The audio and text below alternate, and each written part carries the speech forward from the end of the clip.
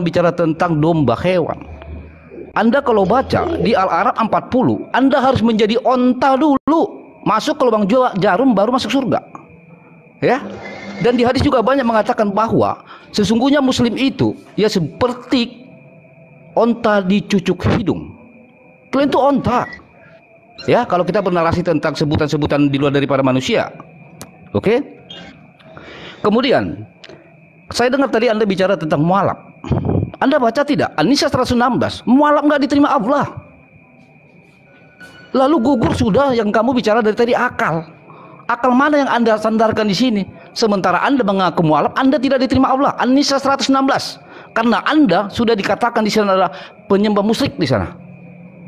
Ya. Anda tuh nggak diterima Allah. Kemudian saya tambah sedikit lagi. Kalau bicara tentang memang Al-Quranmu tidak kami percaya, bro. Karena memang kalau Anda baca mulai dari Al-Furqan 4 sampai 9, ya jelas di sana dikatakan Al-Quran itu hanya dongeng-dongeng yang selalu dibacakan siang dan malam. Ya, nanti kamu baca itu Al-Furqan 4 sampai 9 tuh, lengkap.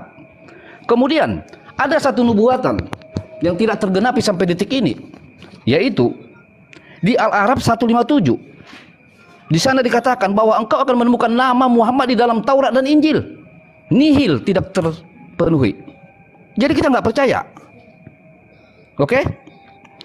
Dan kalau tadi merujuk ke tentang orang yang mu'alaf tidak diterima oleh Allah, bahkan anehnya saya temukan di Al-Maidah 54 Allah mencintai orang murtad. Jadi jangan bicara akal kalau Anda sendiri tidak tahu isi Al-Quran Anda. Dan kemudian satu pertanyaan yang saya tantang kalian semua, karena dari tadi Anda bicara akal, akal dan akal. Tolong Anda artikan surah Maryam ayat 1. Kalau benar-benar kalian berakal, tidak mungkin 1500 tahun lebih masalah surah Maryam ayat 1 aja tidak bisa kalian pecahkan. Ya, jadi yang pertama, intang surullah hayang surkum wa yusabbit aqdamakum. Wahai orang-orang yang beriman, jika kamu menolong Allah, niscaya Dia akan menolongmu dan meneguhkan kedudukanmu. Allah punya agama itu di mana gitu.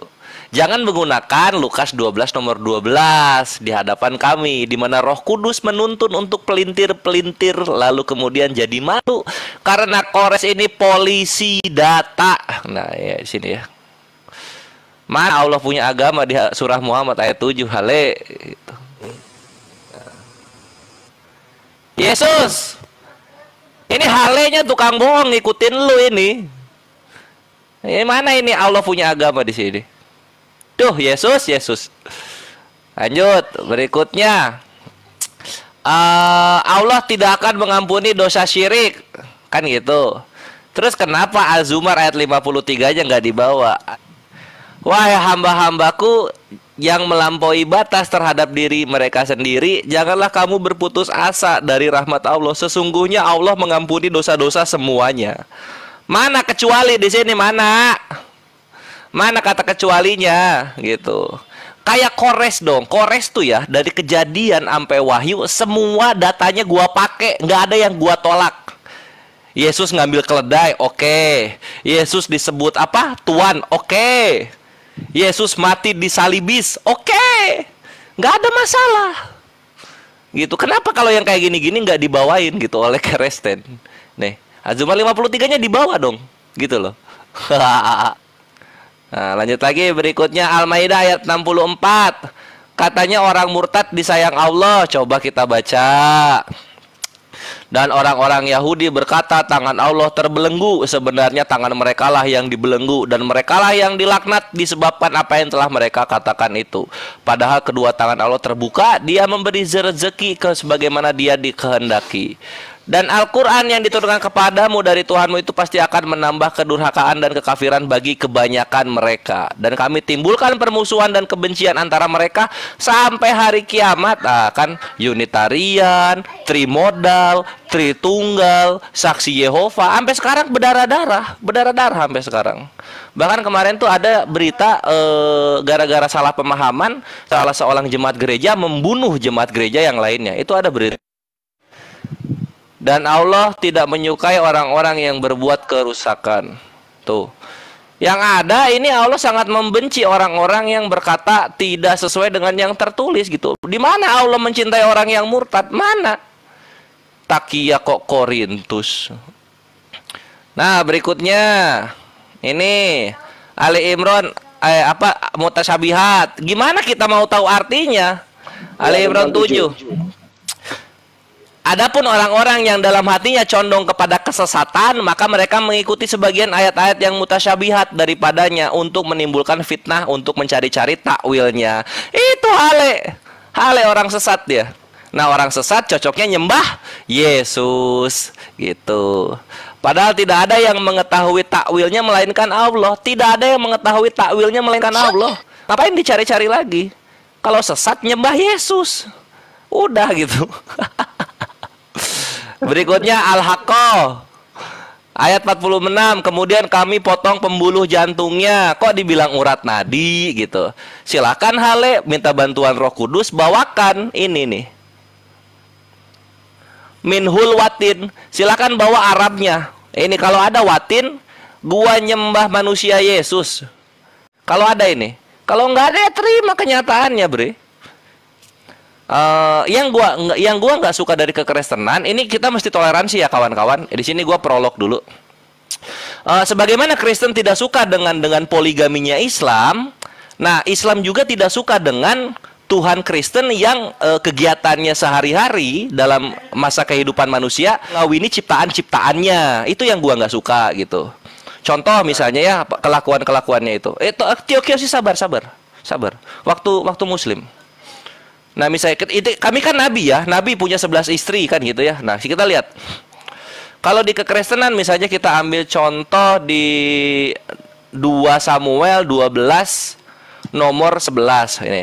Beginilah firman Tuhan, kan gitu dibilang. Beginilah firman Tuhan, bahwasanya malapetaka akan kutimpakan ke atasmu yang datang dari kaum keluargamu sendiri. Aku akan mengambil istri-istrimu di depan matamu dan memberikannya kepada orang lain. Orang itu akan tidur dengan istri-istrimu di siang hari. Ini sutradara film porno ini Tuhannya Kristen. Ini yang gua nggak suka gitu, tapi gua mentoleransi. Nah, nanti kejadiannya di mana? Di sini ntar. Di 2 Samuel 16 22 sampai 23.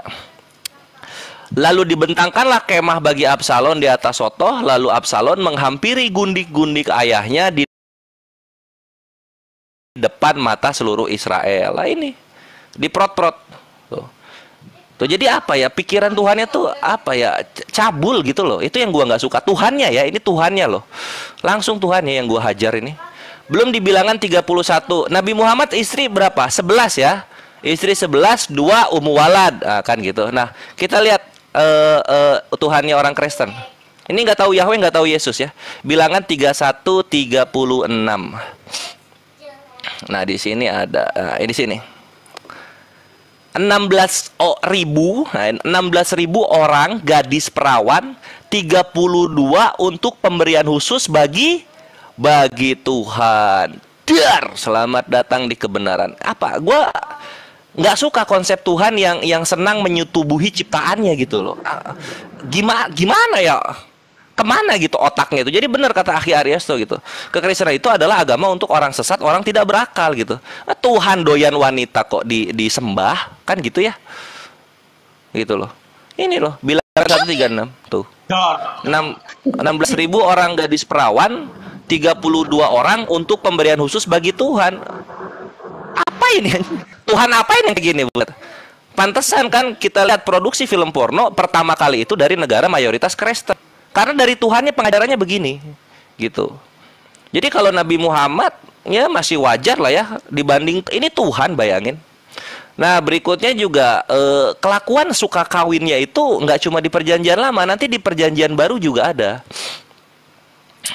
Misalnya kita buka di sini ya, di 2 Korintus 11 nomor 2.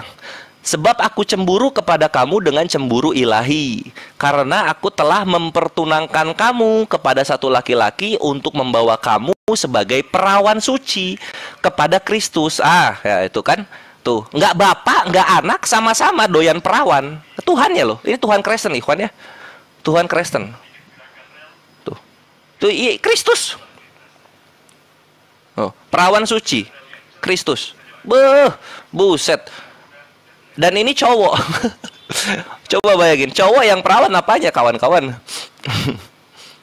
Berikutnya. Nah, endingnya nanti di sini. Di Wahyu 19 nomor 6 ya. Wahyu 19 nomor 6 di sini dikatakan,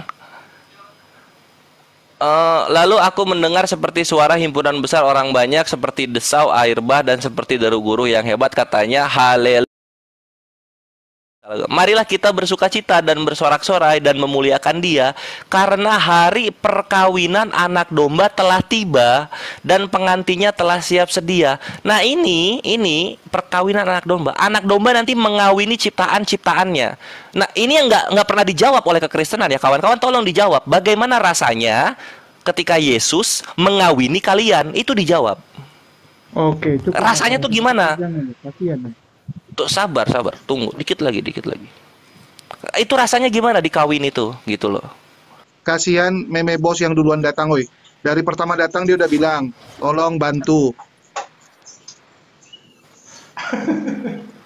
Ya, ini teman-teman kelewatan nih. Saya lihat di live komen banyak sekali teman-teman Kristen, tapi masa meme bos nggak dikasih koin, masa haleluya yang dikasih, kelewatan ya.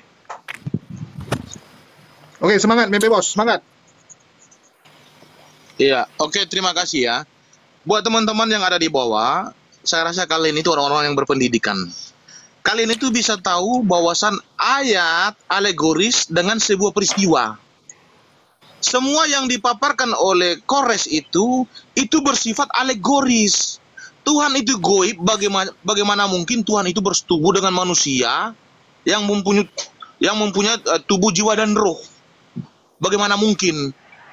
Berarti itu ayat adalah ayat alegoris. Jadi jangan pernah mengkorelasikan atau mencocologikan antara alegoris dengan sebuah peristiwa yang benar-benar nyata. Muhammad melakukan penggiliran terhadap istri-istrinya itu adalah sebuah peristiwa yang nyata. Itu bukan alegoris. Karena itu peristiwa itu pernah terjadi, maka dikonfirmasikan di dalam hadis. Tetapi yang kamu bacakan tadi berkaitan tentang Tuhan kami itu semuanya alegoris. Bagaimana mungkin Tuhan itu bisa menggauli manusia? Tuhan itu adalah roh, sedangkan manusia mempunyai tubuh. Bagaimana mungkin? Saya bacakan Al-Maidah, oke? Oke, saya bacakan Bang ya. Open cam Halih, tunjukkan. Susah Bang, buka aja nanti situ. Surat Al-Maidah ayat 54. Kan saya kasih suratnya. Itu kok pada dua device, jangan bohong. Susah bohong kalau nggak terbuka memang. Susah bohong memang. Susah Hai, bohong kalau lo gimana sih? Kok pada terguncang sih? Kan kita sama-sama punya HP itu, bisa dicek lah, ya. Iya. Teruskan. Hai orang-orang yang beriman, barang siapa di antara kamu yang murtad dari agamanya, maka kelak Allah akan mendatangkan satu kaum yang Allah mencintai mereka. Jelas ayatnya Kores. Jadi bukan saya yang buat. Makanya saya bilang Allahmu mencintai orang murtad. Dan kalau menurut tadi di An-Nisa 116 juga jelas. Saya bacakan ya. Jadi kita jangan bohong-bohong, harus jujur. An-Nisa 116.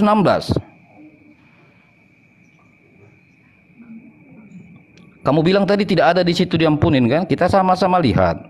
Begitu biar asik gitu ya. Oke. Sebentar.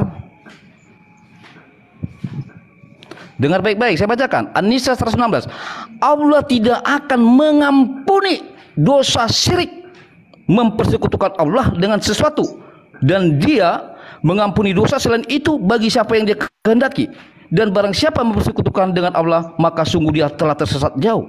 Jelas ayatnya. Tidak akan mengampuni dosa. Makanya kan kalian menuduh kita ini kan musyrik. Orang-orang mualaf itu kan musyrik itu. Ya kan? Jadi percuma Anda mualaf. Oke. Hai orang-orang mukmin, jika kamu menolong agama Allah, jelas. Jangan kau bilang gak ada agama. Nanti kalau kamu gak terima, tanya lagi Departemen Agama. Oke, jangan tanya saya. Hai orang-orang mukmin, jika kamu menolong agama Allah, niscaya Dia akan menolongmu. Ini tahu nggak kamu? Seandainya dihilangkan di dalam kurung, ini sangat nyata di Al-Fatihah ayat 5 bahwa Allah memohon pertolongan. Nanti jadi kena ke sini Kores kalau kau hilangkan agamanya. Ya, pelan-pelan bernarasi. Jangan sampai kamu tertabrak sendiri dengan ayatmu. Oke? Jelas kok ayatnya. Kemudian, ketika tadi saya tanya, kalian kan nuntut masalah akal nih. Kalian ini cerdas banget nih. Saya bilang tadi apa? Tolong artikan surah Maryam ayat 1. Sudah 1400 tahun lebih tidak ada satupun di muka bumi ini orang muslim yang mampu mengartikan itu. Ada apa? Lalu jawaban Quraisy apa? Saya catat. Dia mengatakan begini, hanya Allah yang tahu. Pertanyaan kita nanti, Al-Quran ini diturunkan untuk manusia atau untuk Allah? Kalau untuk manusia, kenapa manusia nggak tahu? Kalau memang hanya Allah yang tahu, apakah Allah salah mengirim wahyu ini? Ya, tolong dijelaskan. Yang kedua, ketika Anda menjawab hanya Allah yang tahu, berarti hanya rahasia Allah. Saya akan tunjukkan. Rahasia itu ternyata dari setan. Oke, saya buka ayatnya. Al-Muzadah ayat 10. Kita jelas. Kalau hanya Allah yang tahu itu berarti rahasia. Kalau rahasia hanya setan yang tahu. Al-Muzadah ayat 10. Sesungguhnya pembicaraan rahasia itu termaksud perbuatan setan. Jadi kalau hanya Allah yang tahu di surah Maryam ayat 1, berarti itu dari setan karena rahasia. Sebenarnya orang ini sangat nggak berkualitas ya. Jadi dia membacakan ayat-ayat ini entah kemana-mana gitu. Justru yang dia bacakan, ya ayyuhalladzina amanu mayyartadda minkum an dini fasawfa ya'tillahu biqaumi yuhibbu. Bukan Allah mencintai orang murtad. Malahan Allah katakan, wahai orang-orang beriman, jika kamu murtad ya, maka Allah akan mengganti generasi yang lebih baik kamu. Jadi artinya bahwa ya Allah tuh ya nggak merasa orang murtad ini sangat nggak dianggap. Jadi kalau kalian murtad, Allah ganti generasi yang lebih baik. Bukan malah Allah mencintai murtad. Makanya ini orang ini nggak berkualitas sekali gitu. Nah makanya gini, kemudian, Ustaz, izinkan saya jawab kepada sedikit aja. Ya silakan. Ya saya jawab ya. Begini, menarik memang. Saya suka gaya siapa haleluya. Jadi saudara-saudara sekalian, Nabi Muhammad mati itu wajar. Kalau Tuhan yang mati itu kurang ajar. Haleluya, amin. Saudara, ya. Saya tegaskan sekali lagi dalam tempo yang sesingkat-singkatnya. Saya ulangi lagi. Kalau Nabi Muhammad mati, wajar. Kalau Tuhan yang mati itu kurang ajar. Ya.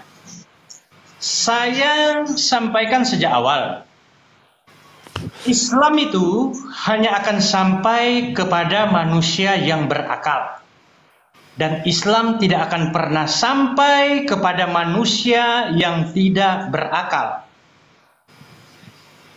Bagaimana mungkin manusia yang tidak berakal bercerita tentang ayat-ayat Al-Quran dan kita dipaksakan untuk menjelaskan? Tadi Kore sudah jelaskan dengan berbagai macam data, ya, bagaimana manusia yang dituhankan oleh umat Kristen melakukan tindakan-tindakan yang mereka tuduhkan kepada Nabi Muhammad berzina. Di sini kembali lagi, kalau Nabi Muhammad dituduh berzina wajar. Nabi Muhammad bukan Tuhan. Tetapi kalau Tuhan yang berzina itu kurang ajar. Dan sudah selayaknya Tuhan yang berzina seperti ini tidak layak dijadikan Tuhan. Begitu. Ya, jadi itu saja yang saya sampaikan. Kalau Nabi Muhammad mati karena terputus urat nadinya, yes, oke, kita ikuti saja kemauan mereka. Karena Nabi Muhammad itu mati. Sekali lagi saya tegaskan, Nabi Muhammad mati itu wajar. Kalau Tuhan yang mati itu kurang ajar. Tidakkah saudara-saudara melihat bagaimana kematian Tuhan kalian? Tuhan kalian mati di Golgota, digantung di tengah padang gurun pasir, ditumbak perutnya, lalu terulur isi perutnya.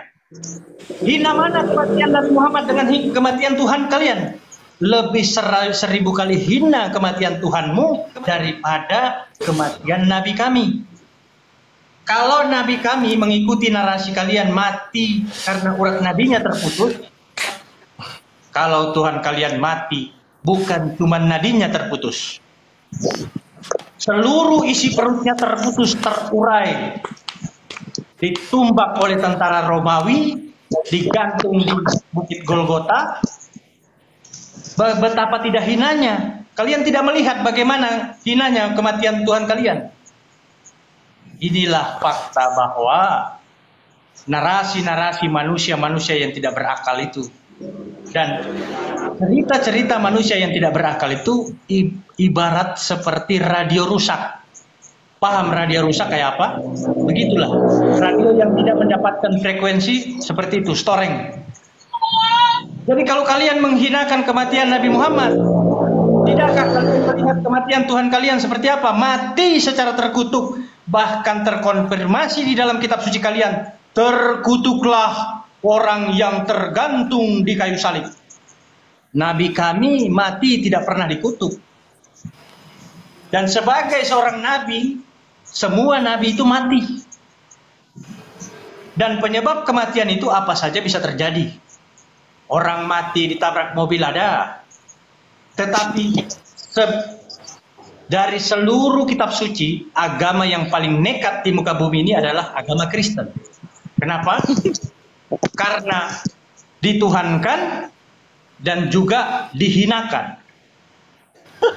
Nah, itulah Tuhannya orang Kristen. Jadi jangan kalian mendiskreditkan kematian Nabi Muhammad.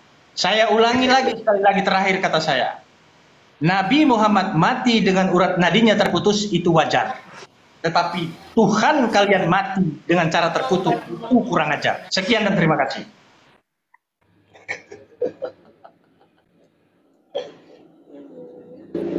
Jadi ini disclaimer dulu ya. Suara ada suara aman? Aman. Lanjut. Oke.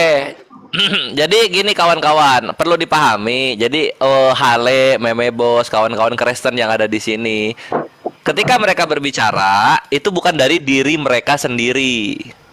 Mereka itu berbicara atas dasar Roh Kudus yang di mulutnya. Jadi mohon dipahami, ketika dia pelintir-pelintir terjemahan, nggak mau lihat Arabnya, itu Roh Kudusnya yang menuntun gitu.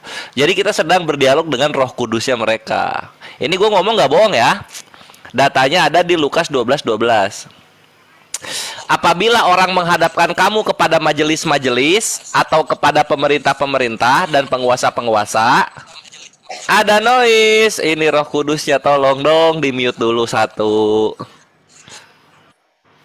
Nah, sip. Nah, jadi kalau misalnya lagi ngumpul kepada majelis-majelis, aman. Kristen itu dia akan tidak sadar. Kenapa? Karena pada saat itu juga Roh Kudus akan mengajar kamu apa yang harus kamu katakan.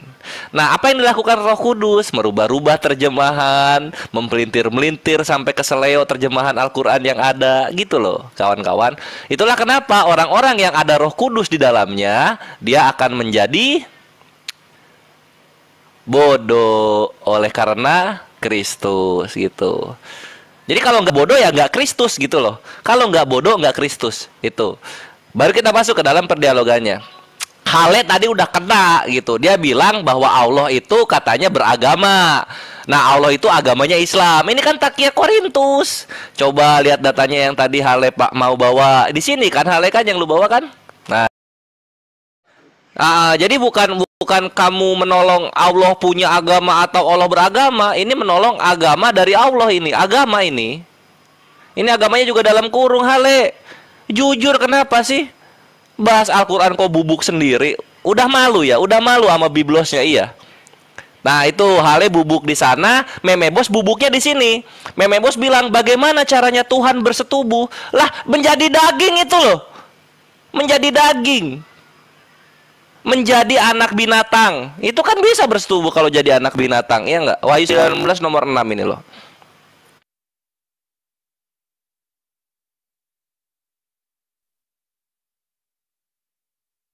Mengawini ciptaannya nggak bisa, dia kan berubah menjadi daging tuh.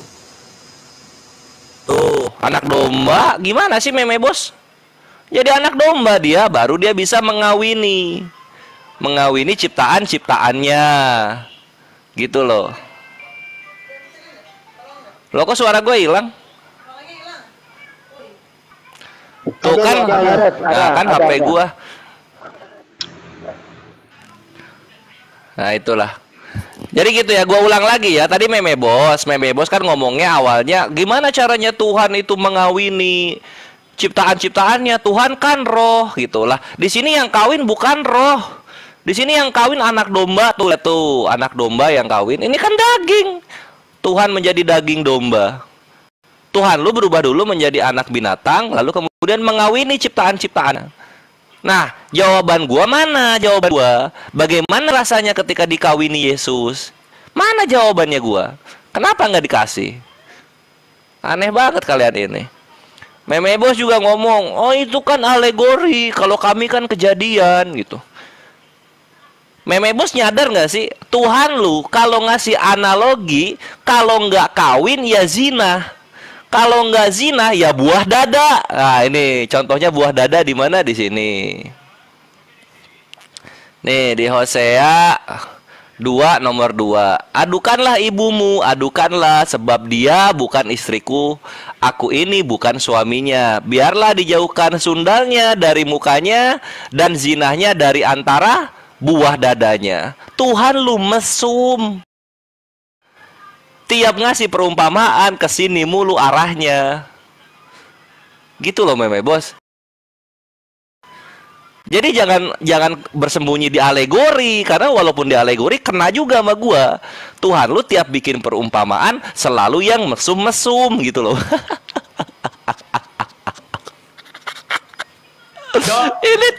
ini Tuhan loh. Astagfirullah. Tuhan ya. Oh, terus dibilang di ini alegori katanya Bang Ariesto. Dia dibilang alegori. Ini ya. Nah, ini bukan ya di sini ya. Kita bukan. Haleluya. Nah, ini bilangan. Ini bilangan kan ketika tentara Israel kembali dari peperangan, lalu kemudian pembagian barang rampasan. Nah, dalam pembagian barang rampasan lu baca di sini. Nih. 16.000 orang gadis perawan, 32 orang untuk pemberian khusus bagi Tuhan gitu loh. Ini alegori. 32 orang bagi Tuhan alegori. Kamu jangan takia Korintus kamu gitu loh. Bener tadi yang dibilang Bang Ariesto. Kalau nabi divita begitu manusia. Tapi kalau Tuhan udah kelakuannya cabul terus, ini jangan dituhankan, Bre. Berhala kok cabul. Kan gitu. Ini harus dijawab. Ini alegori apanya coba? Bilangan 31 nomor 36, Hosea 2 nomor 2, 2 Korintus 11 nomor 3, Wahyu 19 nomor 9. Jangan lu bilang lu bakal selamat dari situ, Bre. Tuhan lu gua incer, Tuhan lu. Nah, berikutnya soal hadis 3 batu ya kawan-kawan. Tunggu, ini soal hadis 3 batu. Di sini Meme Bos ya. Kalau lu mau lihat hadis 3 batu itu, kita buka dulu datanya. Kayaknya kekristenan memang harus belajar banyak ya dari Islam. Soal hadis 3 batu tuh begini. Nah, tapi jangan terguncang ya. Gua mau ngasih data dulu di sini. Nah, mengenai hadis 3 batu, ini ada di Sunan Abu Dawud nomor 36 ya. Nah, di sini dibacakan begini. Rasulullah Shallallahu alaihi wasallam bersabda, "Apabila salah seorang di antara kalian pergi untuk buang air besar, maka hendaklah dia membawa 3 batu untuk beristinja." Istinja itu cebok. Nah, ini perhatikan ini ya. Meme Bos dan Haleluya dan kawan-kawan kekristenan di bawah. Tritunggal bagi kami itu untuk cebok. Ya. Jadi bukan ketuhanan. Untuk cebok. Makanya ketika kalian bilang Tritunggal, kami ketawa karena buat kami itu bahan buat cebok gitu loh. Gitu ya kawan-kawan. Ini konsep cebok, 3 batu gitu. Batunya ada berapa pribadinya? 3. Hakikatnya batu ada berapa? 1. Gitu loh. Ya enggak?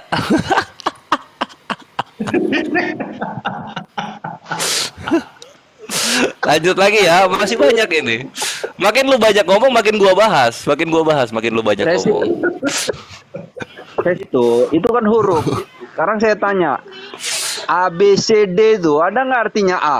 B, C, D ada nggak artinya coba? Itu kan cuma huruf-huruf aja. Iya, sama gini juga Bang MD Nasution. Ketika ada ayat-ayat mutasyabihat, ini apa katanya itu adalah pembicaraan orang sesat katanya kan di mana? Di Al-Mujadilah. Tolong dibakar ini. Ini tolong dibakar ini. Tolong dibakar. Nggak kepake. Ini sesat. Haleluya. Puji Tuhan. Astagfirullah gitu. Terus katanya ini juga, kata Hali gini juga, kalian itu kalau misalnya nyerang perjanjian lama perjanjian baru itu kalian menistakan Tuhan kalian sendiri gitu. Karena Al-Qur'an itu membenarkan kitab-kitab sebelumnya. Lah iya, kitab-kitab sebelumnya gitu. Tapi kalau kitabnya baru ada abad ke-11 ini mau gimana gitu loh. Nah, tuh, nih.